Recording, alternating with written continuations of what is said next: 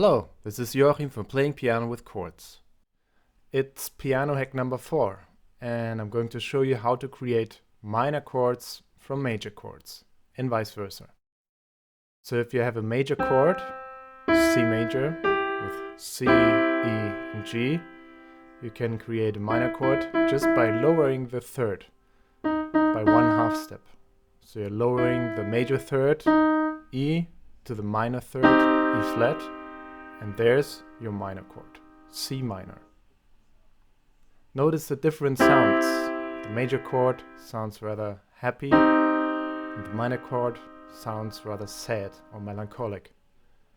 So you lower the third from the major chord by 1/2 step, and you arrive at a minor chord.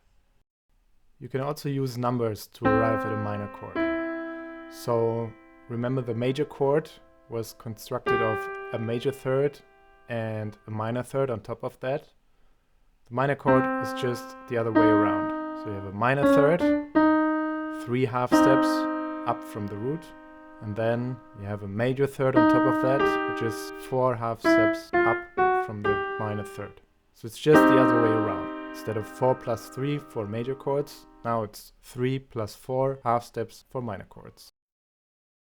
If you want to look at another chord, say A major, you can arrive at A minor by, well, lowering the third by a half step.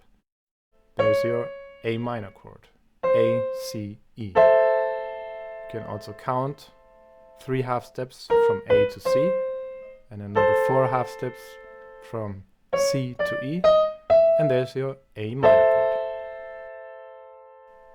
And that's the way it works for all other minor chords as well. And the fingering is just the same as for the major chords, 1, 3, 5 in the right hand and 5, 3, 1 in the left hand.